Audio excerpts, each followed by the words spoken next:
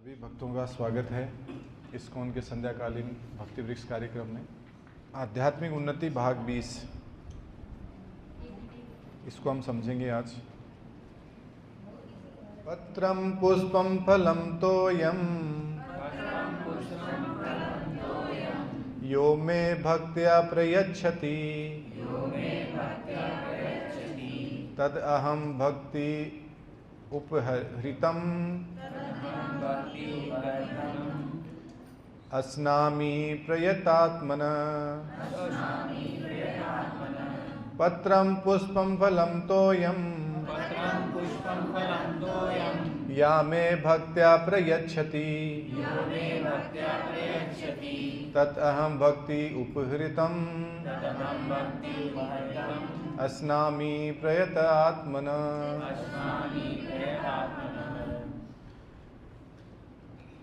तो अब इसको पढ़ेंगे हम।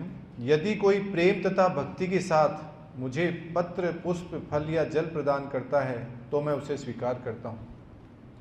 ये कौन कह रहे हैं? भगवान कौन कह रहे हैं? कौन से भगवान? भगवान श्री कृष्ण कह रहे हैं। भगवान एक ही है ना? परम भगवान श्री कृष्ण कह रहे हैं भगवत गीता के 9वें अध्याय के 26 नंबर श्लोक में, है ना? तो क्या कह रहे हैं? पत्रम पुष्पम फलम तोयम यो में भक्त्या प्रयच्छति। यदि कोई प्रेम तथा भक्ति के साथ मुझे क्या अर्पण करता है? पत्र पुष्प फल या जल, तो मैं उसे स्वीकार करता हूँ। अब इसको तात्पर्य जगत गुरु श्रील प्रभुपाद के द्वारा श्रील प्रभुपाद की जय। तो कौन पढ़ेंगे तात्पर्य? पहला पैराग्राफ, पहला हैंडरेज इधर से हुआ। हरे कृष्ण। तात्पर्य: नित्य सुख के लिए स्थायी आनंद धाम प्राप्त करने होते हेतु व्यक्ति के लिए अनिवार्य है कि वह कृष्ण भावना भगवती होकर भगवान की दिव्य प्रेम भक्ति में तत्पर रहे। ऐसे आचरण में फल प्राप्त करने की विधि इतनी सरल, योग्यता इतनी सरल है कि निर्धन से ऊपर वाला है कि निर्धन व्यक्ति को योग्यता के विचार किए बिना इस से पाने का प्रयास करना चाहिए। इसके लिए एक मात्र। तो यहाँ पर बताया गया है कि नित्य सुख के लिए स्थायी आनंदमय धाम प्राप्त करने हेतु बुद्धिमान व्यक्ति के लिए यह अनिवार्य है कि वह कृष्ण भावना भावित होकर भगवान की दिव्य प्रेमा भक्ति में तत्पर रहे। तो देखिए यहाँ पर कुछ शब्द हैं। एक शब्द है नित्य सुख। ये नित्य सुख क्या है? नित्य सुख क्या है? इटर्नल सुख, हमेशा रहे। स्थायी आनंदमय धाम, ये कौन सा है? कहाँ पर है? सन सिटी के पास में? कहाँ पर है? राजावास? कहाँ पर है प्रभु जी? अजय नीलम प्रभु कहाँ पर है? हाँ, भगवान का धाम। तो ये कहाँ है? गोलोक वृंदावन, सर्वोच्च धाम, भगवान का जो दिव्य चिंतामणि धाम है। तो उसको प्राप्त करने के लिए क्या बुद्धिमान व्यक्ति, यहाँ पर बेवकूफ मूर्ख व्यक्ति की बात नहीं करी गई है। बुद्धिमान व्यक्ति, आप सब लोग बुद्धिमान हो ना? है ना? बुद्धिमान नहीं हो? बनो फिर, नहीं हो तो मूर्ख थोड़ी बने रहेंगे हम। मानते नहीं हो लेकिन जानते हो कि हाँ बुद्धिमान है। अभी पूछो बच्चों से क्या बोलते हैं, तुझे नहीं पता, हमने ऐसे चप्पलें नहीं घिसी, हमने ऐसे सफ़ेद बाल नहीं करे धूप में, है ना? यही बोलेंगे ना, अरे तुझे कुछ नहीं पता, मेरे से पूछ। आएगा ना ये जवाब? मुझे मत सिखा, मुझे सब आता है। ये वर्ड सबके अमूमन होते हैं, कॉमन। मैं सब जानता हूँ, अरे मैंने दुनिया देखी है, चाहे 5 साल का बच्चा वो भी यही बोलेगा। तो बुद्धिमान व्यक्ति के लिए अनिवार्य है, तो बुद्धिमान बनना है अगर नहीं भी है तो, है ना। अब वही अपने आप को नहीं भी माने कि वह कृष्ण भावना भावित होकर भगवान की दिव्य प्रेमा भक्ति में तत्पर रहे, है ना। ऐसा आश्चर्यमय फल प्राप्त करने की विधि इतनी सरल है कि निर्धन से निर्धन व्यक्ति को योग्यता का विचार किए बिना इसे पाने का प्रयास करना चाहिए। तो ये आश्चर्यजनक आश्चर्यमय फल क्या है बताइए? ये ऐसा कौन सा है, इसका रिजल्ट है?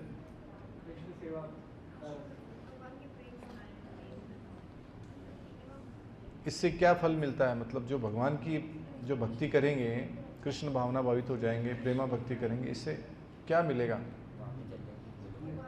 भगवत धाम मिलेगा, नित्य सुख मिलेगा और परम धाम मिलेगा। और सबसे इम्पोर्टेंट, वैसे ये सब मिल जाएगा तो क्या होगा? हम जन्म मृत्यु जरा व्याधि के चक्र से छूट जाएंगे। इसके लिए एकमात्र योग्यता इतनी ही है। हाँ, यहाँ से पढ़िए माता जी। इसके लिए एकमात्र योग्यता इतनी ही है कि वह भगवान का शुद्ध भक्त हो। इससे कोई अंतर नहीं पड़ता कि कोई क्या है और कहाँ स्थित है। यह विधि इतनी सरल है कि यदि प्रेम पूर्वक एक पत्ती, थोड़ा सा जल या फल ही भगवान को अर्पित किया जाता है तो वह उसे सहर्ष स्वीकार करते हैं। अतः किसी को भी कृष्ण भावनामृत से रोका नहीं जा सकता, क्योंकि यह सरल है और व्यापक है। ऐसा कौन मूर्ख होगा जो इस सरल विधि से कृष्ण भावना भावित नहीं होना चाहेगा और सच्चिदानंद में जीवन की परम सिद्धि नहीं चाहेगा। कृष्ण को केवल प्रेमा भक्ति चाहिए और कुछ भी नहीं। कृष्ण तो अपने शुद्ध भक्त से एक छोटा सा फूल तक ग्रहण करते हैं, किंतु अभक्त से वे कोई भेंट नहीं चाहते। उन्हें किसी से भी कुछ नहीं चाहिए, क्योंकि वे आत्मसंतुष्ट हैं। तो भी वे अपने भक्त की भेंट प्रेम और स्नेह के विनिमय में स्वीकार करते हैं। कृष्ण भावनामृत विकसित करना जीवन का चरम लक्ष्य है। इस श्लोक में भक्ति शब्द का उल्लेख 2 बार घोषित करने के लिए हुआ है कि भक्ति ही कृष्ण के पास पहुंचने के लिए एकमात्र साधन है। किसी अन्य शर्त से, यथा ब्राह्मण, विद्वान, धनी या महान विचारक होने से कृष्ण किसी प्रकार की भेंट लेने के लिए तैयार नहीं होते। भक्ति ही मूल सिद्धांत है, जिसके बिना वे किसी से भी कुछ लेने के लिए प्रेरित नहीं किए जा सकते। भक्ति कभी हेतु की नहीं होती, यह शाश्वत विधि है। यह परम ब्रह्म की सेवा में प्रत्यक्ष कर्म है। हरे कृष्ण। यस। तो यहाँ पर देखिए एकमात्र योग्यता बताई गई है, और क्या? कि भगवान का शुद्ध भक्त हो, है ना। और इससे कोई अंतर नहीं पड़ता कि कोई क्या है, कहाँ पर है, गरीब है, अमीर है, छोटा है, बड़ा है, ऊंचे कुल का है, नीचे कुल का है, गरीब मतलब किसी बड़े रईस खानदान से है, या कोई गोरा है, काला है, पतला है, मोटा है, पढ़ा लिखा है, अनपढ़ है, इससे कोई फर्क नहीं पड़ता। इसके लिए क्या शर्त है? कि वह भगवान का भक्त होना चाहिए। ठीक है, क्योंकि ये बहुत सरल है। ऐसा कौन मूर्ख होगा जो इस सरल विधि से कृष्ण भावना भावित नहीं होना चाहेगा? इतनी सरल विधि है भगवान को प्रसन्न करने के लिए। क्या बताया गया है? भगवान क्या स्वीकार करते हैं? कि भेंट जो अभी है प्रेम और स्नेह के साथ में, वो स्वीकार करते हैं भगवान। और जीवन का चरम लक्ष्य बताया गया है। क्या बताया गया है? कृष्ण भावनामृत विकसित करना जीवन का चरम लक्ष्य है। ये कृष्ण भावनामृत क्या चीज है भाई? कृष्ण भावनामृत क्या है? कौन बताएंगे? यस, बताइए। अपनी दैनिक दिनचर्या में सभी कर्मों को करते हुए कृष्ण को स्मरण करना, उन्हीं का भजन चिंतन करना, मतलब हर ही काम में हर जगह भगवान को देखना, या ये समझना कि मैं ये जो कुछ भी कर रहा हूँ ये उनकी प्रसन्नता के लिए कर रहा हूँ। ऐसा पूरा निकालना कृष्ण भावना। पूरी तरह से कृष्ण के अंदर हमारी भावना को लगाना, कॉन्शियसनेस जो है हमारी, वो पूरी तरह कृष्ण के साथ ही जोड़ लेना अपने आप को, तो वो कृष्ण भावनामृत। और उसका अमृत जो है वही हमारा जीवन का चरम लक्ष्य है। तो यहाँ पर जो श्लोक बोला गया है, पत्रम पुष्पम फलम तोयम यो में भक्त्या प्रयच्छति, एक तो यहाँ पर भक्ति शब्द का प्रयोग हुआ है, और दूसरा तद अहम भक्ति उपहृतम, तो यहाँ पर दूसरी बार भक्ति का प्रयोग हुआ है। किसी श्लोक में दो दो बार भक्ति शब्द का प्रयोग हुआ है। भगवान ये नहीं कहा कि ज्ञान के द्वारा या बुद्धि लगा करके या साइंटिस्ट दिमाग लगा करके कुछ खोज करके मेरे पास आ जाएंगे। ये नहीं कहा कि विद्वान लोग आ जाएंगे, कोई ब्राह्मण लोग आ जाएंगे, है ना, कोई धनी व्यक्ति खूब ज़्यादा दुनिया का सबसे अमीर आदमी मेरे पास आएगा, ऐसे नहीं कहा कहीं भी। क्या करें, जो भक्ति से प्रेम से जो मुझे अर्पण करेगा, मेरे साथ आदान प्रदान करेगा, वो मुझे पा सकेगा। तो यहाँ पर एक चीज़ देखिए,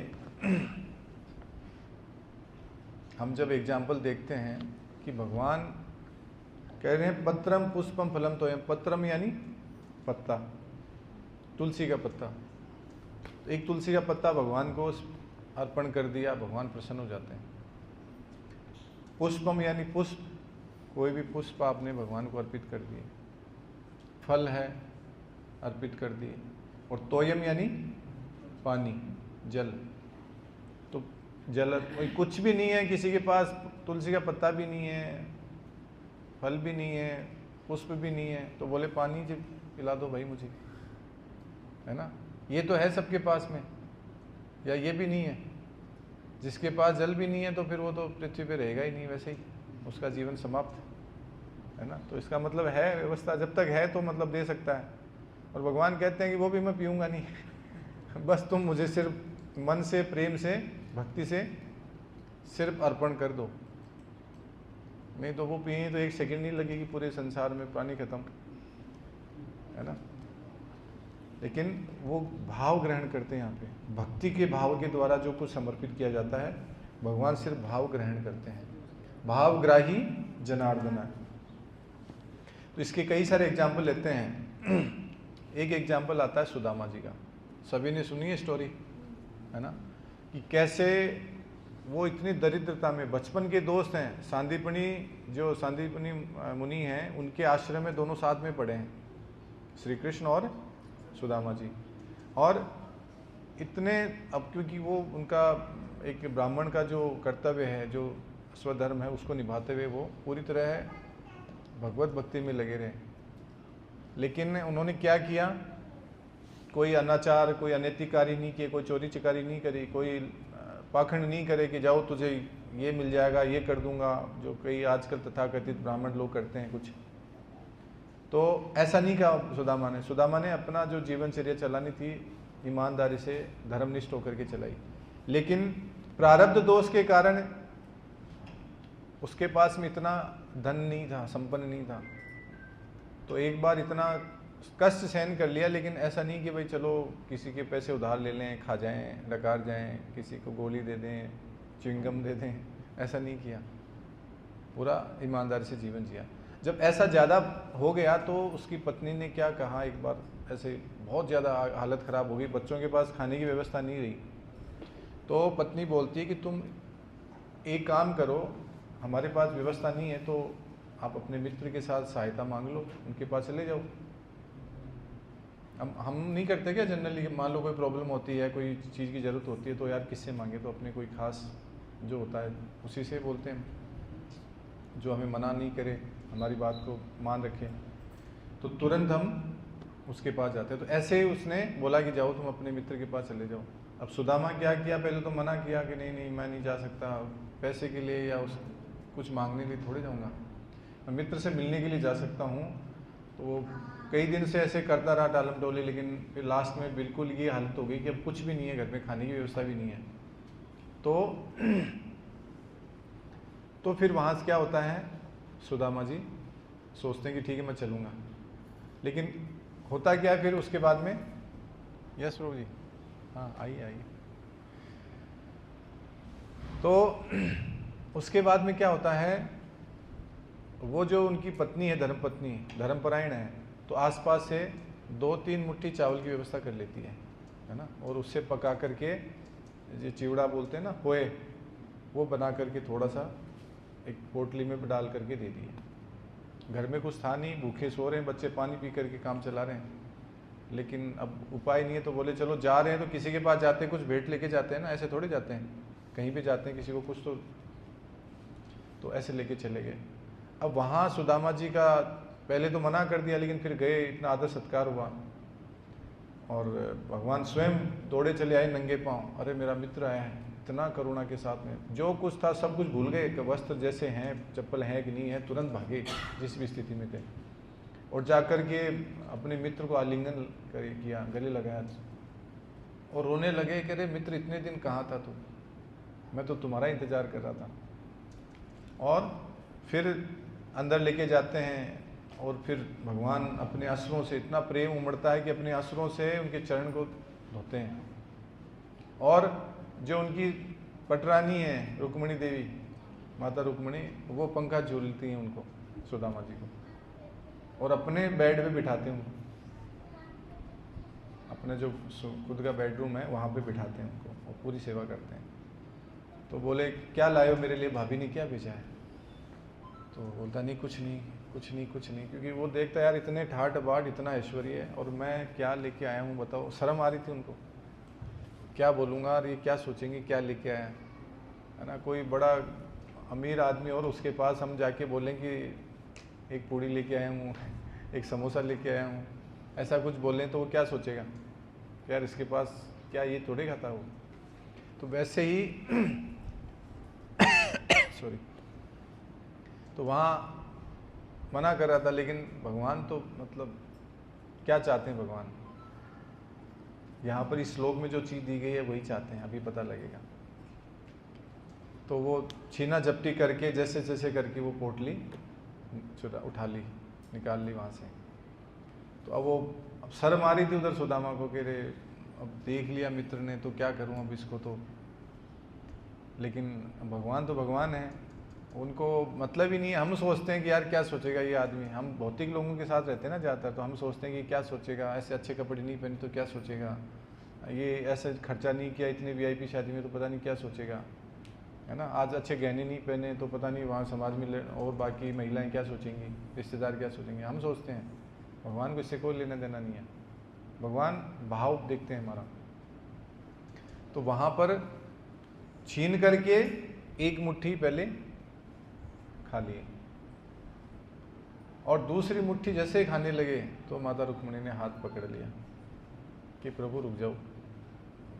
बोले क्यों? कि पहली मुट्ठी में आपने सारा ऐश्वर्य दे दिया इसको, सारा स्वर्ग से लेकर के पृथ्वी का जितना भी ऐश्वर्य है सारा दे दिया, और दूसरी मुट्ठी अगर ये पा लेगा तो मेरा तो फिर स्थान ही चला जाएगा मैं कहाँ रहूँगी, वैकुंठ आप दे दोगे इनको, है मैं क्या करूँगी फिर। तो तुरंत रोक लिया कि बहुत है ऐसे करके, तो रुक गए वहाँ पर। बोले फिर हमारे लिए भी छोड़ो, ये बोल के रोका कि हमारे लिए भी तो छोड़ो प्रभु, ये इतना प्रेम से बनाया गया जो भाभी का जितना शानदार जो प्रसाद है हम नहीं पाएंगे क्या इतना। बोले हमें भी तो चाहिए, बाकी और भी तो पटरानी उनको भी चाहिए, ऐसे करके बोला उनको और वो ले लिया। सुदामा जी फिर वहाँ रुके रात को और बड़े प्रसन्न हुए, मतलब आनंदित हो गए और सोचने लगे कि यार मैं कहाँ आ गया, ये वैकुंठ जैसी इतनी फीलिंग कैसे आ रही है यहाँ पे, है ना, ये कौन सा स्थान है यहाँ पर। तो फिर रात को वहाँ रुके, अगले दिन वहाँ से निकले, रास्ते में जा रहे थे, बड़ा आनंदित हर्षित हो रहे थे, आनंद आ रहा था और दिव्य आनंद मिल गया। मतलब वो सोचे थे कि आए तो थे कृष्ण के पास में कुछ हेल्प लेने के लिए, लेकिन मैंने कुछ मांगा नहीं, लेकिन फिर भी इतने संतुष्ट आत्मतुष्ट हुए क्योंकि चल रहे हैं, चलते चलते क्या कह रहे हैं, सोच रहे हैं मन ही मन में, अरे यार कितना मतलब धन नहीं मिला लेकिन इतनी आत्मतुष्टि हुई ना जिसकी सीमा नहीं है।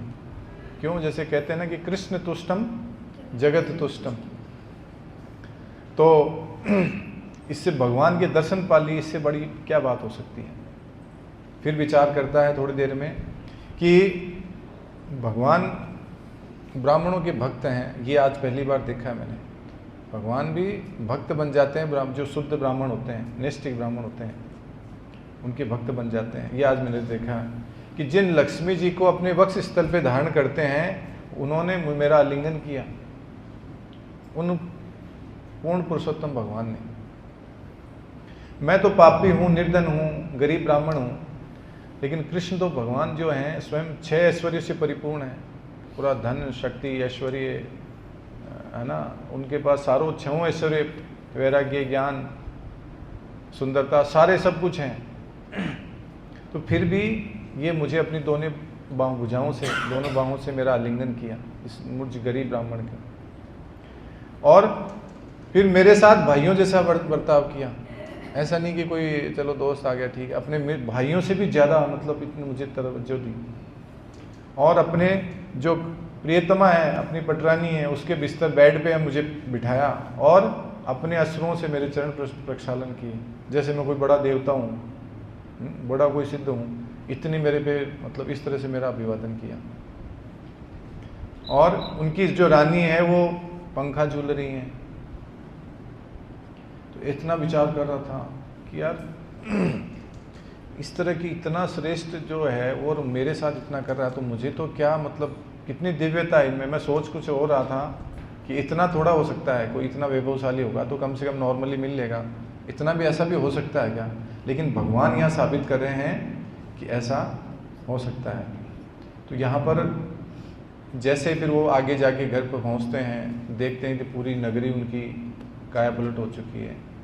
वहाँ पे अप्सराएं खड़ी हैं स्वागत करने के लिए, ऊपर से देवता लोग पुष्प बरसा रहे हैं, और महल बन चुका है, वो तो पहचाने में नहीं आ रहा। और वो जो गरीब उनकी बूढ़ी जैसी हो रही थी उनकी धर्मपत्नी, वो जब बाहर आती है, अरे कौन आ गया कौन आ गया, तो पूरा देखती कि एकदम रूप ही चेंज हो गया उसका, एकदम सुंदर हो गई। तो ये पता लगता है कि भगवान जो चावल जो लिए वो किस भाव से लिए, या में भक्त्या प्रेक्षते, जो मुझे भक्ति से प्रेम से, है ना। दूसरा जो आगे बता रहे हैं ना, तद अहम भक्ति उपरितम, यानी भक्ति भाव से अगर मुझे कोई देता है तब मैं स्वीकार करता हूँ। तो कितना प्रेम और भक्ति भाव से उन्होंने बना के भेजे थे चावल, और उस चावल के लिए भगवान कहते हैं ब्रह्मांड इससे बढ़िया, उससे जो प्रिय है मेरे लिए कुछ है ही नहीं। दूसरा एग्जाम्पल आता है विदुर जी का, विदुरानी का। कितने लोगों को पता है? पता है, आपको पता है, वेरी गुड। हाँ, तो विदुर जी गए कि वहाँ पे भगवान का, ये क्या स्टोरी है कि विदुर जी घर में थे और इंतजार कर रहे थे कि कब भगवान आएंगे, और उधर से दुर्योधन, भीष्म और बाकी जब अन्य लोग वो तैयारी कर रहे थे कि भगवान को 56 भोग खिलाएंगे हम, है ना, जैसे आज बनाए माताओं ने मिल करके। तो वो सोच रहे थे कि हम कृष्ण को खिलाएंगे, है ना, और तुष्ट कर देंगे कैसे भी करके, लेकिन भाव नहीं था, भक्ति का भाव नहीं था, प्रेम नहीं था उनके अंदर। तो वो 56 भोग, क्या कई सारे भोग थे, नाम ही 56 भोग है, उनके साथ सैकड़ों हजारों भोग दुर्योधन ने बाकी पूरा राज दरबार सजा दिया। लेकिन भगवान को पता है कि वो तो भाव से नहीं बनाया उन्होंने कुछ। तो बोले ठीक है, मैं नहीं पा सकता यहाँ पे, और जैसे थे तुरंत निकल गए सभा से। और कहाँ गए? विदुर जी के घर चले गए। अब विदुर जी के घर गए तो विदुरानी घर पे अकेली, विदुर जी कहीं गए हुए थे। वहाँ जाके विदुरानी तो अब जैसे ही भगवान को देखा सब कुछ सुध बुध भूल गई अपनी, कि बोले अब क्या करें, भगवान आ गए। तो इधर जाए, जैसे कोई अचानक आ जाता है ना घर पे बिना सूचना के, तो क्या करते हैं, हड़बड़ाहट में फटाफट से पानी लेते हैं, ये लेते हैं वो लेते हैं, क्या भूल जाते हैं हम तो वो सभा से क्या होता है जो खास होता है कोई विशेष। तो वहाँ पे विदुरानी भूल गई सुध बुध सारा, और पूरा प्रेम से भगवान को अंदर गई रसोई में, और ला करके केले पड़े थे, केले लेके आई फटाफट से कि क्या खिलाऊं भगवान को। बोले कि भूख लगी है कुछ, तो तुरंत भगवान के लिए लेके आई, और प्रेम में भूल गई वो इतना कि बस केले के छिलके उतार के भगवान को दे रही हैं, और वो केले जी का जो गुदा है उसको डस्टबिन में डाल रही है, साइड में कचरे में फेंक रही है, और भगवान आराम से प्रेम से पा रहे हैं, वाह आनंद ले रहे हैं। विदुर जी थोड़ी देर में बाहर से आते हैं, आके देखते हैं तो विदुर जी की आंखें फटी रहेगी, अरे ये क्या हो रहा है, ये पागल हो गई विदुरानी, क्या खिला रही है केले फेंक रही है, छिलके खिला रही है। और उन भगवान को जिनके पास ऐश्वर्य की कोई कमी नहीं है, और भगवान पे देखो कितने दयालु हैं, मतलब आंखों से आंसू आ रहे हैं विदुर जी के, और वहीं दंडवत करते हैं भगवान को, ये प्रभु आप इतने दयालु हैं वास्तव में, देखिए हम जिसको खाते नहीं है फेंकते हैं उसको कचरे में, छिलके को, और आप उसको ग्रहण कर रहे हो। तो यहाँ पता लगता है कि भगवान जो हैं फिर साबित करते हैं कि यो में भक्त्या प्रियच्छति, मैं भक्ति के द्वारा इसको स्वीकार करता हूँ, है ना। ऐसे नहीं करता मैं। आप सोचो कि मैं बहुत धनी हूँ तो आज मैं बहुत VIP डिश मंगवा के बाज़ार से लाऊंगा और भगवान को प्रसन्न कर दूंगा, या उनके 1 करोड़ रुपए चढ़ा दूंगा तो प्रसन्न हो जाएंगे, है ना। ऐसा नहीं है। इसलिए नहीं चढ़ाना, इसलिए नहीं करना कि इससे मेरा कुछ फ़ायदा हो जाएगा, इससे मुझे कुछ लाभ होगा, बल्कि इसलिए करना चाहिए कि भगवान इससे प्रसन्न होंगे। हाँ, ये एक तरीका है। अगर किसी को नींद आती हो तो खड़ा हो सकता है, खड़े होने से नींद नहीं आएगी और कथा में भी रुचि रहेगी। हाँ हाँ, नहीं नींद नहीं आती है, सर्दी लग रही है, नींद आ रही है। हाँ, नींद का रीजन है, क्योंकि मैंने कई सीनियर भक्तों से सुना है कि जब भी नींद आए तो नींद नहीं लेनी चाहिए, कथा में खड़े हो जाना चाहिए। तो खड़े होंगे तो नींद नहीं आएगी और कथा भी हम सुन पाएंगे। अच्छा है।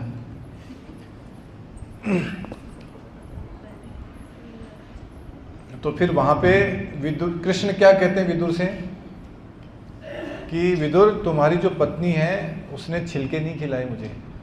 वो कह रहे कि भगवान आपको तो छिलके खिला दिए।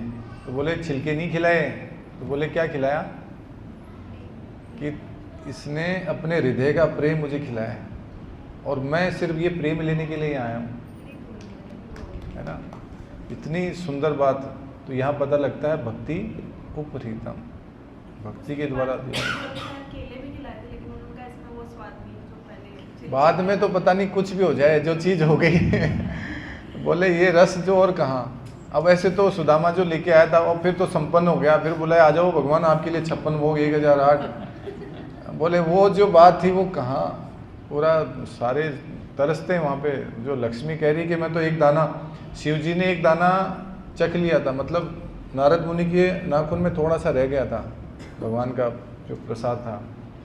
तो घूम रहे थे, बोले ऐसे मतवाले कैसे हो रहे हो, तो शिव जी ने देख लिया पागल हो रहे हो नारद मुनि, क्या हो गया।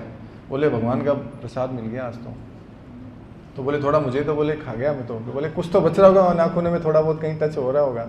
तो वो पकड़ के जबरदस्ती और ऐसे पा लिया और एक दाना ही। और शिव जी झूम उठे ऐसे आनंद में, अरे पता नहीं क्या मिल गया, पूरा मतलब कैलाश छोड़ के पूरे ब्रह्मांड में विचरण कर रहे हैं।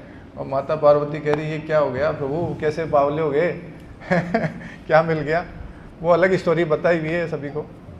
तो ये छोटे से भी एक है ना, प्रेम से आनंद से के साथ में अगर कुछ मिल जाए ना, उसका ये प्रभाव है। जब भक्त इतने खुश हो सकते हैं, भगवान क्यों नहीं होंगे। एक एग्जाम्पल लेते हैं, किसका, माता सबरी का, है ना। सभी को पता है कि सबरी ने झूठे बेर दिए थे भगवान श्री रामचंद्र जी को। उसको बोला था कि एक दिन भगवान आएंगे। तो वो कितने वर्षों तक तब मतलब इंतजार करी थी कि आ जाएंगे आ जाएंगे। कोई डेट फिक्स नहीं थी। हम तो बोले कब आएंगे पहले बता दो, फ़ोन करके पूछते हैं कितनी देर में और आएंगे, आधा घंटा लगेगा 1 घंटा लगेगा, मैं उसी हिसाब से खाना बनाऊँ, है ना। ऐसे थोड़ी कहते हैं कि ठीक है आप कभी भी आ सकता हूँ, आ जाऊँ, कल आऊँ, 6 महीने बाद आऊँ, 6 साल बाद आऊँ। बोले भैया तभी जब आओ तो बता देना 1 घंटे पहले, तभी बनेगा हमारे साथ ये होता है। लेकिन वहाँ उनको बताया बस आएंगे। तो वो रोज़ झाड़ू लगाती थी, रोज़ पूरा पुष्प तोड़ के लाती थी सुगंधित, और पूरे रास्ते में बिछाती थी। पता नहीं कब भगवान आ जाएंगे, पता नहीं आज ही आ जाएं। बोल के गए हैं मेरे गुरुदेव मेरे स्वामी, तो बोले आएंगे ज़रूर। तो उनका वचन मिथ्या नहीं हो सकता, इसलिए पूरा इंतज़ार करती थी। तो ऐसे करते करते मीठे मीठे बेर, जो मतलब बेर तोड़ के लाती थी, वो तो खैर पता थोड़ी चलता था भाई मीठे हैं कड़वे हैं खट्टे हैं। तो टेस्ट करती थी सबको, और फिर जो अच्छे मीठे होते थे उनको रख दिए और जो खट्टे थे उनको फेंक दिए। ये बोले भगवान को मीठे ही खिलाऊंगी, उनको मीठा पसंद है। तो अब जब भगवान आए और सबरी माता को पता लगा कि आगे मेरे प्राणनाथ मेरे स्वामी आ चुके हैं, तो उनके सामने पूरा नतमस्तक होकर पूरा प्रणाम किया। और तो भगवान ने भी बोला कि हे माँ, माता का दर्जा दिया सबरी को। देखिए माता, आपने इतना प्रेम से मेरे लिए कुछ लेके आए हो, बनाए हो, कुछ है तो लेके आ जाओ। तो माँ अंदर से लेके आई, पूरा टोकरी में भरे हुए थे मीठे मीठे पेड़। उल्ला के भगवान को कहते हैं कि लो लीजिए प्रभु।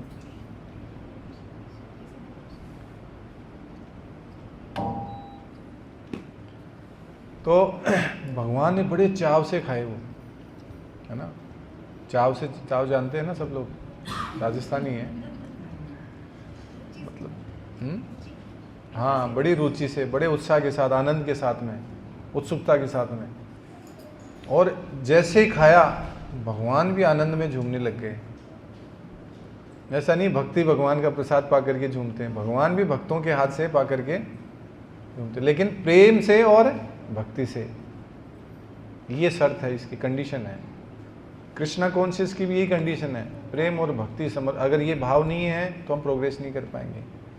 तो भगवान को कुछ भी देंगे ये हमारे अंदर भाव जरूर होना चाहिए। प्रेम से कुछ भी देंगे भगवान को प्रेम से, और भक्ति शामिल होनी चाहिए उसमें, है ना। तो वो फिर भगवान को पूरा दे देते हैं। तो भगवान इतने आनंद में रहते हैं। अब वैसे देखा जाए तो ये अशुद्ध माना जाता है किसी को झूठा बेर, झूठी कोई भी वस्तु खिलाना, झूठा प्रसाद खिलाना या कुछ भी भोग खिलाना। भगवान झूठा थोड़े गाते हैं, लेकिन वहाँ पर भी आज भी हम महिमा गाते हैं सबरी की। ये है प्रभाव। और फिर वो आजकल गाना भी चलता ना, थोड़े दिन पहले चला था, मेरी झोंपड़ी के भाग आज खुल जाएंगे, राम आएंगे। सबरी माता गाती है ना कि मेरे झोंपड़ी के भाग खुल जाएंगे, कब आएंगे राम, और राम आएंगे तो क्या करूँगी, अंगना सजाऊंगी, ये करूँगी। वो तो रोज़ सजाती थी, दीप जलाऊंगी, दिवाली मनाऊंगी, है ना। तो हमारे अंदर ये भाव नहीं आ पाता है। अगर ऐसा आ जाए तो राम हमारे लिए आ जाए, घर पे आ जाए, प्रकट हो जाए तुरंत। आप करके देखो कभी आए ऐसा भाव। हाँ, हेतु की यानी किसी मतलब से, किसी कारण से। अहेतु की यानी बिना कारण के। हेतु यानी किसी न किसी स्वार्थ के, किसी न किसी मतलब के, किसी न किसी पर्पज के। हेतु की भक्ति मतलब कहते हैं ना, मेरा कोई मतलब है, मैं 1100 रुपये का कुछ कर रहा हूँ आज प्रसाद बालाजी को, बालाजी मेरे छोरी की नौकरी लगवा दो, या कोई शादी नहीं हो रही है फेरे करवा दो, कहीं संबंध हो जाए, है ना। नौकरी छोकरी, धन, या कोई जॉब या पोस्ट या कुछ ना कुछ प्रमोशन, इसी चीज़ के लिए करते हैं मोस्टली।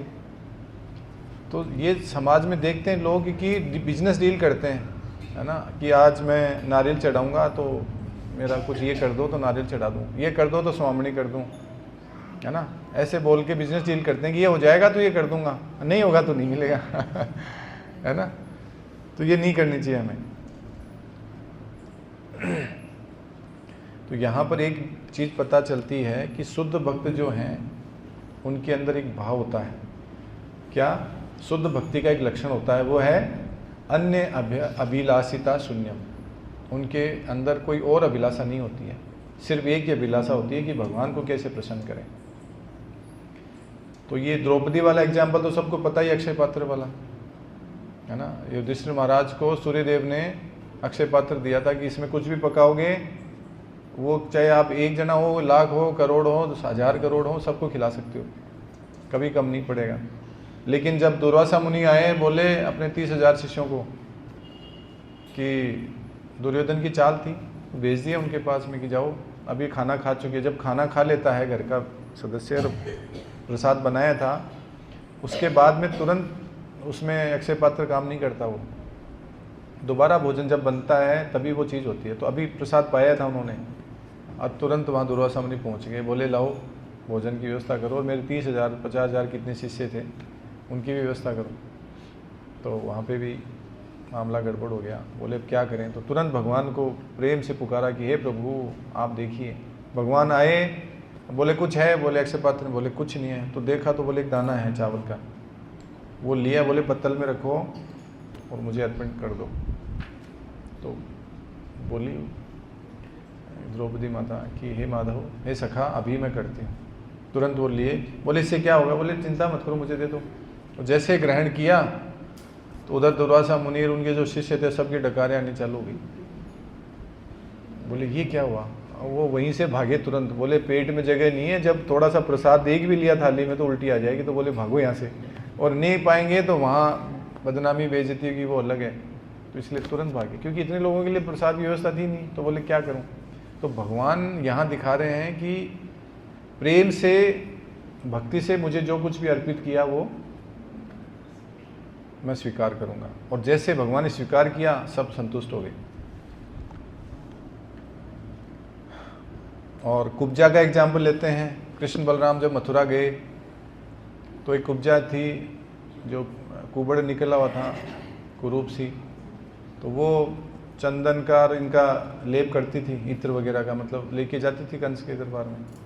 तो जैसे कृष्ण बलराम उधर से निकले, बोले ये इतनी सुंदर बालक कौन है, और मंत्रमुग्ध हो गई।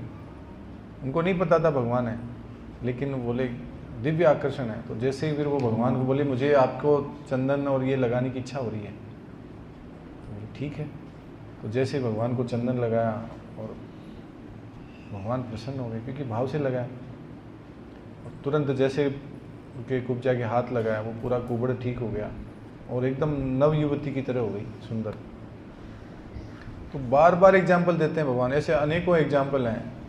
एक एग्जाम्पल है गोपियों का। गोपियाँ क्या, मतलब भगवान ऐसा थोड़ी कि वो जानबूझ के, कभी कभी तो क्या ले जाती थी भगवान के लिए कि ठीक है माखन ले जाते हैं, मिश्री ले जाते हैं, दही ले जाते हैं, लेकिन कभी कभी भगवान खुद चुराते थे।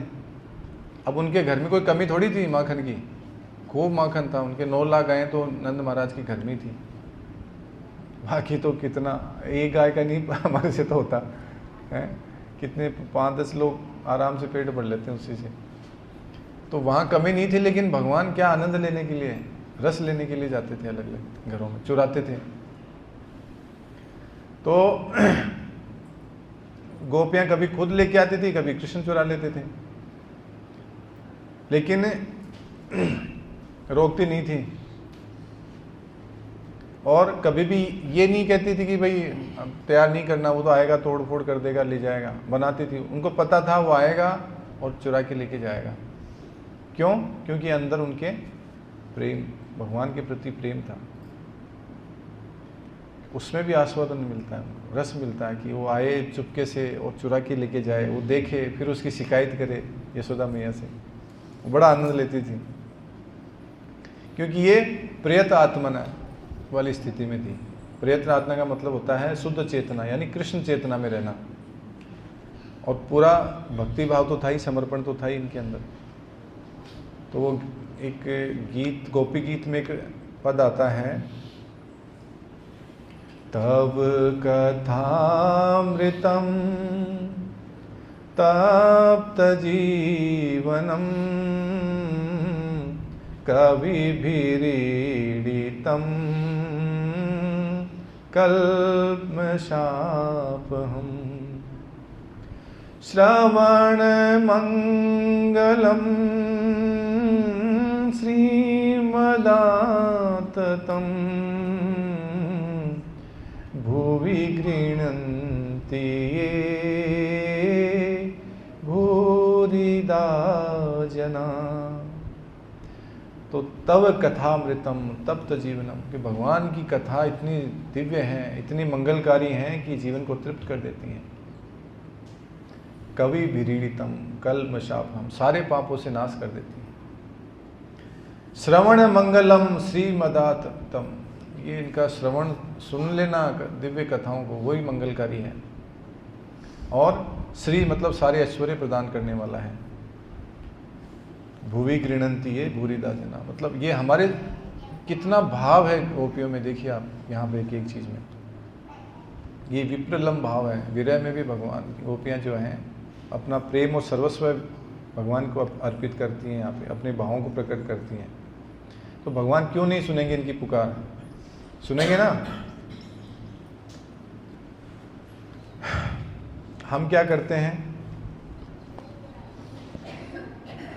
हम जो भेंट लेके जाते हैं, जैसे हम किसी शादी समारोह में चले गए, आज गिफ्ट लेके जाते हैं, किसी की एनिवर्सरी है ना, क्यों अजय नीलम प्रभु लेके जाते हैं ना, गजेंद्र प्रभु लेके नहीं ले जाते।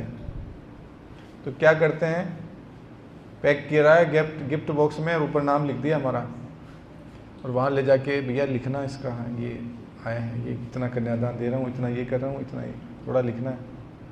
या लिफाफा देते हैं तो नाम लिखते हैं ऊपर, किस लिए कि उसको पता रहे कि हम दे रहे हैं, अगली बार तुम आओ तुम भी लेके आना, है ना। यही रहता ना हमारा। या फिर हमने पाया हुआ है, पहले से लिया हुआ है, तो बोले अब देना भी पड़ेगा भाई, ऐसे काम चलेगा नहीं तो व्यवहार तोड़ देगा। हमारा जो संबंध होता है वो मतलब ही होता है, कोई ना कोई उसका हेतु होता है। यहाँ पर अर्थ मतलब होता है कि कोई ना कोई हेतु है, उसका कोई स्वार्थ है, एक दूसरे का कोई लेन देन का है, लेकिन भगवान के साथ वो नहीं है। तो हमें वैसे तो देना चाहिए माता पिता को, गुरुजनों को, उसमें कोई हेतु नहीं रखना चाहिए, प्रेम से देना चाहिए, क्योंकि प्रेम से देंगे तो वो फलीभूत होगा। जैसे हम होटल में खाना खाते हैं, कितने लोगों ने खाना खाया होटल में पहले? अभी तो नहीं खाते होंगे, और अभी भी कितने लोग खाते हैं? ईमानदारी से करो तो इसमें क्या शर्म की क्या बात है। होटल में अच्छा कभी कभी खा लेते हो, तो अभी हाँ, मजबूरी में अलग चीज़ है, आपात स्थिति में, लेकिन जनरली जैसे कभी कभी ठीक है, महीने 2 महीने से हो गया, चलो बाहर चलते हैं, ऐसे कितने लोग हैं? ठीक है, अच्छा है। वैसे आगे बताएंगे, इस पे चर्चा आएगी। तो हम जब होटल में खाना खाते हैं तो वहाँ पर क्या जो खाना खिला रहा है वो किस भाव से खिला रहा है? हमारे खाना जो बना रहा है, जो खाना खिला रहा है, जो वेटर है, वो ऐसा सोचता है कि वाह मेरे स्वामी आए हैं, मेरी स्वामिनी आई हैं, आज इनकी सेवा का अवसर मिला है, मैं तो धन्य हो गया प्रभु, आप इतनी दूर से आए हैं, ये लीजिए, मैं बड़े प्रेम से बना के लाया हूँ आपके लिए। कभी ऐसा होता है? वो हम खा रहे हैं तो कभी कहता नहीं एक चपाती और ले लीजिए, बस थोड़ा सा, बस इतना सा रसगुल्ला और ले लीजिए, एक थोड़ा सा, ये कहते हैं कभी सब्जी थोड़ी सी और डाल दो माता जी?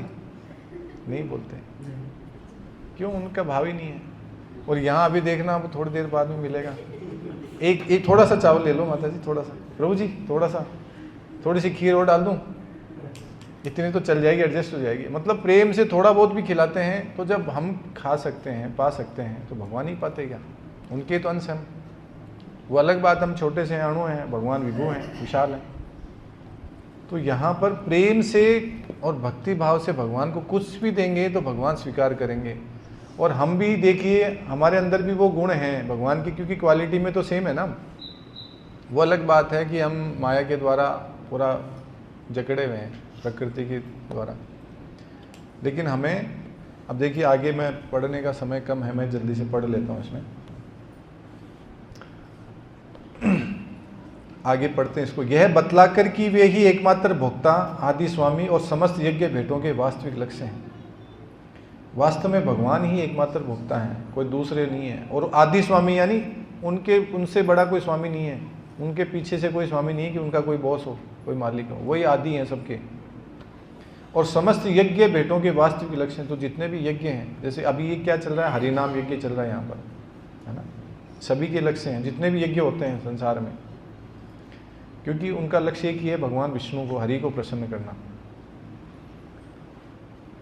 अब भगवान कृष्ण ये बताते हैं कि किस प्रकार की भेंट पसंद करते हैं। यदि कोई शुद्ध होने का या जीवन के लक्ष्य तक पहुंचने के उद्देश्य से भगवत भक्ति करना चाहता है, तो उसे चाहिए कि वह पता करे कि भगवान उससे क्या चाहते हैं।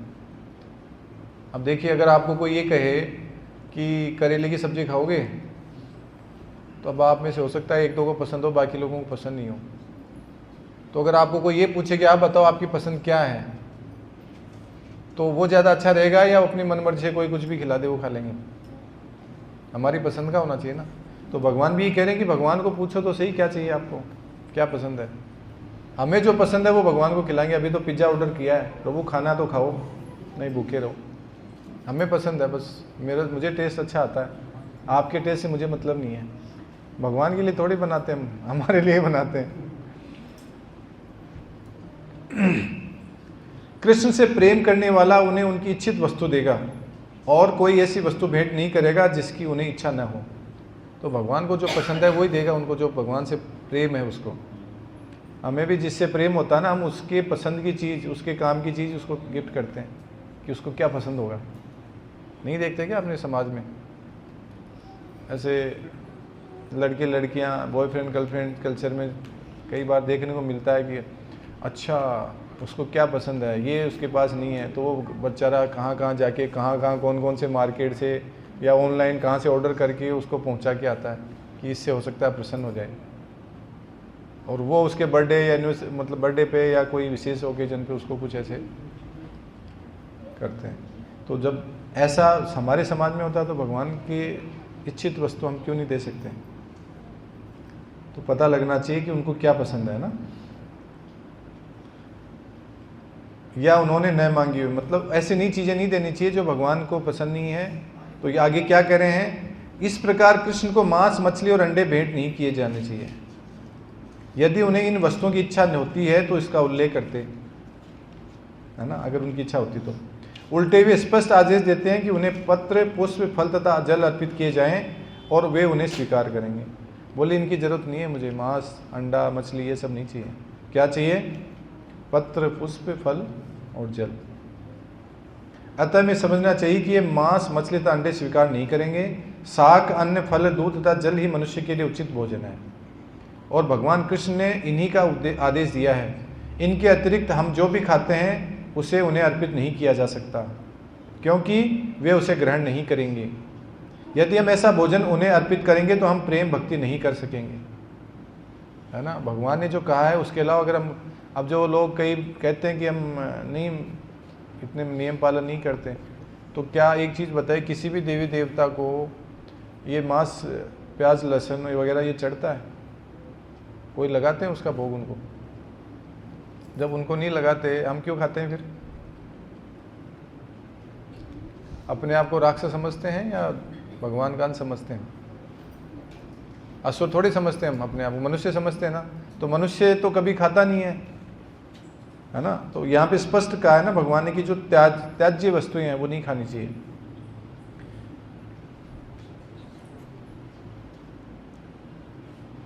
यदि हम ऐसा भोजन उन्हें अर्पित करेंगे तो हम प्रेम भक्ति नहीं कर सकेंगे, तो प्रेम आएगा ही नहीं। तामसिक वस्तुएं खाएंगे, भगवान से प्रेम कैसे होगा?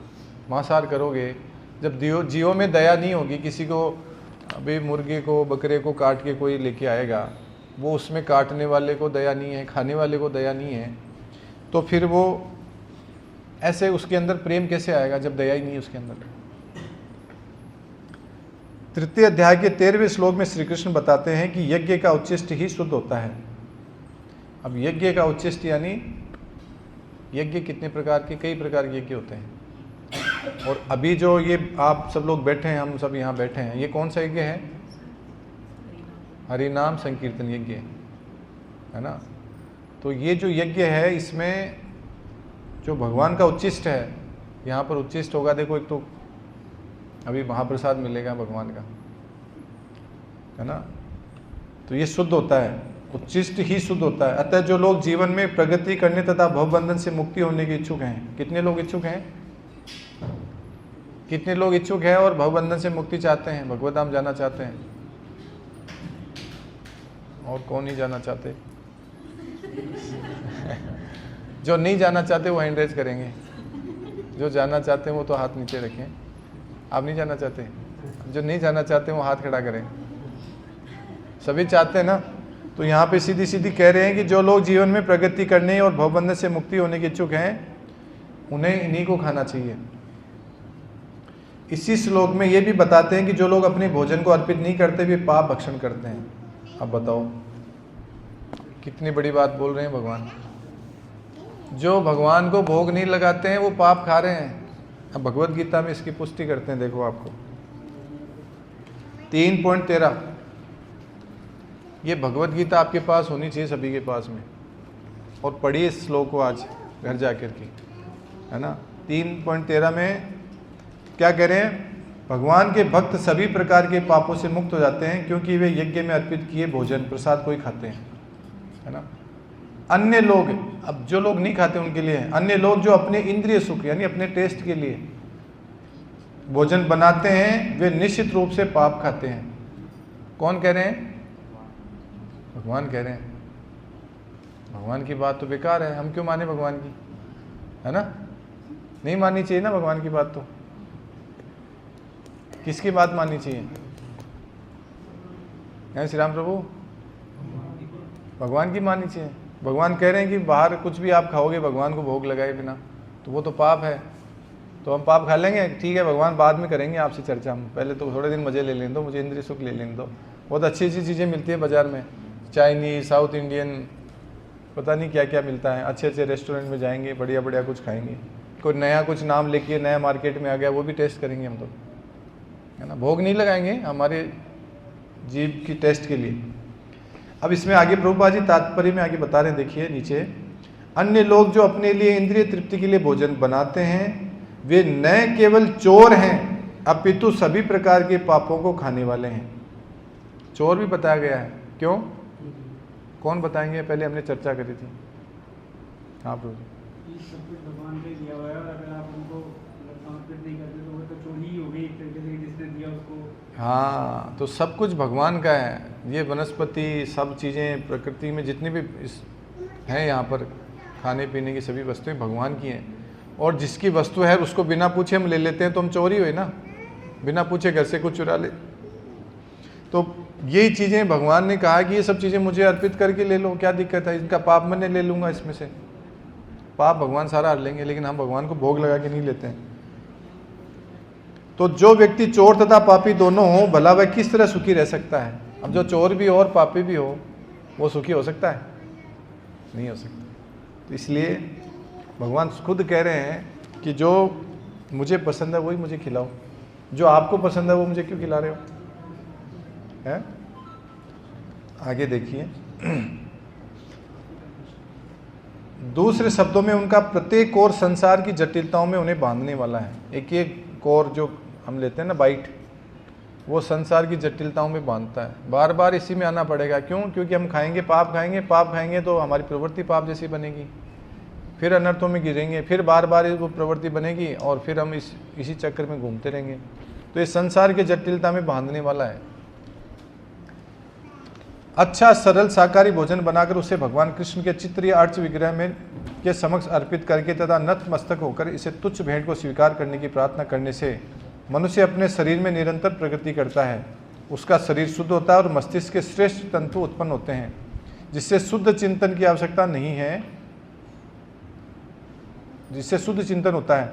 सबसे बड़ी बात तो यह है कि यह समर्पण अत्यंत प्रेम पूर्वक करना चाहिए। यहाँ पर फिर कह रहे हैं कि ये जितना भी समर्पण आप करो ना भगवान के प्रति, भोग लगाओ, तो प्रेम पूर्वक करो कि हे प्रभु, हे मेरे मालिक, हे मेरे स्वामी, मैं आप ही की कृपा से ये सब भोग सामग्री लाया हूँ, कृपया करके इसको स्वीकार करो।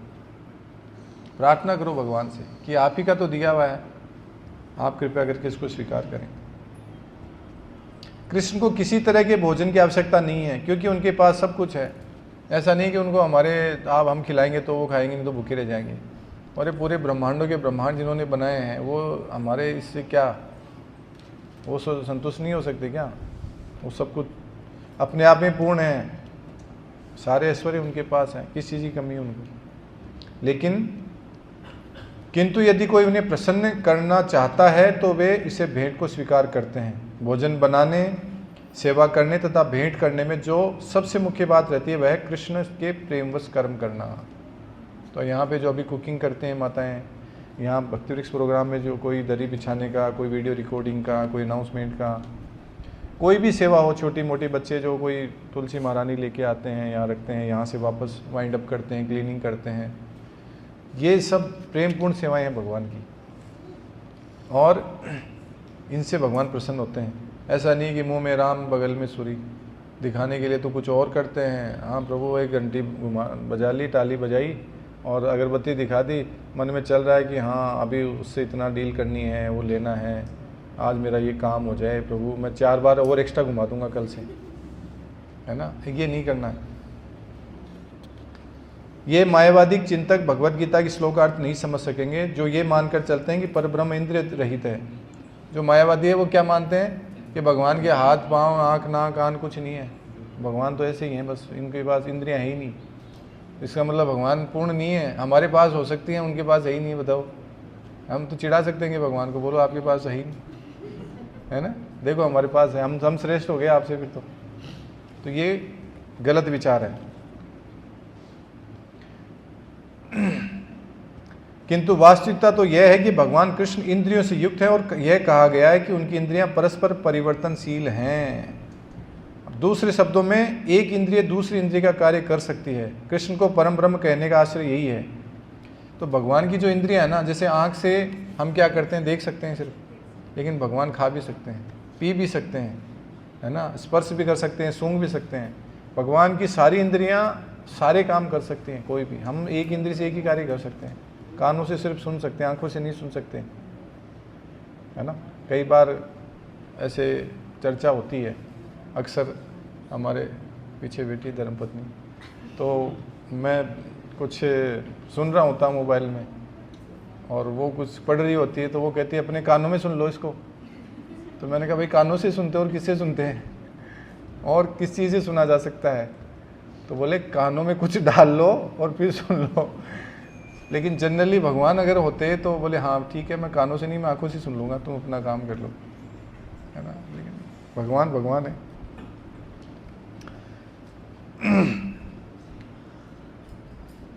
कृष्ण को परम ब्रह्म कहने का आशय है यही है। इंद्रिय रहित होने पर उन्हें समस्त ऐश्वर्यों से युक्त नहीं माना जा सकता। अब जिनके पास इंद्रियां नहीं है तो हम कैसे कह सकते कि सारे ऐश्वर्य उनके पास में। 7वें अध्याय में कृष्ण ने बतलाया कि वे प्रकृति के गर्भ में जीवों को स्थापित करते हैं। इसे वे प्रकृति पर दृष्टिपात करके करते हैं। तो प्रकृति पर जैसे भगवान दृष्टिपात करते हैं वो गर्भस्थ होती है और फिर जीवों की उत्पत्ति होती है। अब देखिए अतः यहाँ पर भी भक्तों द्वारा भोजन अर्पित करते समय बोले गए प्रेमपूर्ण शब्दों को कृष्ण द्वारा सुना जाना उनके भोजन करने तथा उसके स्वाद लेने के ही समरूप है। भगवान सुनते हैं वो भी बात बराबर है, भोजन करते हैं वो भी एक ही बात है, और स्वाद लेते हैं वो भी एक ही, सब बराबर है। इस बात पर इसलिए बल देना होगा क्योंकि उनकी सर्वोच्च स्थिति के कारण उनका सुनना उनके भोजन करने तथा स्वाद ग्रहण करने के ही समरूप है। केवल भक्त ही बिना तर्क के यह समझ सकता है। जो भक्त नहीं है वो नहीं समझ पाएगा कभी भी। ये कैसे हो सकता है, ये कैसे संभव है? सिर्फ भक्त ही समझ सकता है कि परब्रह्म भोजन कर सकते हैं और उसका स्वाद ले सकते हैं। अब देखिए यहाँ पर एक चीज़ समझ में आती है कि हम लोग भगवान के अंश हैं। तो भगवान जब अपनी सारी इंद्रियों से सारे कार्य कर सकते तो थोड़ा थोड़ा तो हम भी कर सकते हैं, है ना। कोई एग्जाम्पल दे सकता है इसे कि थोड़ा थोड़ा हम भी, पूरा नहीं लेकिन जैसे आंख बंद करिए एक बार सभी लोग, है ना, जो बता रहा हूँ आंख बंद करिए सुनिए जो कह रहा हूँ बस। अब आप विचार कीजिए कि अभी मैं नाम लूँगा और आप विचार करिए उसका, है ना। अभी रसगुल्ला, क्या फील हो रहा है रसगुल्ला से? ऐसे लग रहा है कि हाँ रस से भरा हुआ मीठा होता है, ऐसे वाइट कलर का होता है। आहा, अभी मिल जाए तो पता नहीं क्या। थोड़ा थोड़ा पानी भी चालू हो गया होगा अंदर स्वाद ग्रंथियों में, है ना। किसी को आम का रस, आहा क्या गर्मियों में आम का रस पिया था हमने, वो एल्फेन जो खाया था हमने, हापुस का तो स्वाद ही अलग है। अरे गुजरात का केसर, क्या रस है उसमें। और बच्चे जो पिज्ज़ा खाते हैं, आहा क्या टेस्ट है, वाह, मलाईदार चीज़ डाला हुआ उसके अंदर, है ना। और रस मलाई का तो कहना ही क्या। हाँ, अभी एक कटोरी हमारे सामने आ रही है, देखो। अब आँख खोल लीजिए आप सब लोग आपको अभी जैसे मैंने नाम लिए, आपका ध्यान वहाँ गया, कुछ तो प्रतिक्रिया हुई ना शरीर में। ऐसा थोड़ी कुछ भी नहीं हुआ, कोई फील नहीं हुआ, कुछ मन में भाव नहीं आए, वो हमारे सेंसेस उस पर रिएक्शन नहीं दी। तो हमारी पसंद की कोई भी चीज़ हो सकती है। कोई रबड़ी वाली आइसक्रीम हो सकती है, कोई रसमलाई हो सकती है, गुलाब जामुन हो सकता है, कोई भी आइटम बाहर का, तीखा खट्टा मीठा, गोलगप्पे हो सकते हैं किसी के फेवरेट, है ना। भक्त लोग तो नहीं खाते बाहर का, लेकिन हम कुछ भी अगर अभी देखेंगे ना, अभी सामने प्रसाद रख दिया जाए यहाँ पर अभी, तो मुंह में लार आ जाएगी, हम ना चाहते हुए भी आएगी कि नहीं आएगी। ऐसा नहीं कि हम खाएंगे तो ही उसका होगा, कई बार देखने से भी होता है, थोड़ा थोड़ा, हमारे साथ पूरी तरह से नहीं है। या अभी सुन लिया हमने, सुना ही ना, सिर्फ आंख बंद करी, सिर्फ कानों से सुना, इफेक्ट हुआ ना इसका। अभी प्रसाद बन रहा है, स्मेल आएगी, थोड़ी सी स्मेल आएगी तो अरे वाह अब तो ये बना है, हलवे की अलग खुशबू आती है, मूंगफली सिकती है उसकी अलग आती है ना, कोई दाल बनती है उसकी अलग आती है, चावल बन रहे हैं उसकी अलग स्मेल आती है कि नहीं आती है, तो पता लग जाता है, तो अपने आप टेस्ट फील करते हैं कि आज तो वाह ये चीज़ है। तो सेंसेस से हम भी ये सब करते हैं, ठीक है। तो भगवान सब कुछ कर सकते हैं अपनी सभी इंद्रियों से, हम इतना नहीं कर सकते, अंश मात्र बहुत थोड़ा सा कुछ उसका भी टेस्ट ले सकते हैं।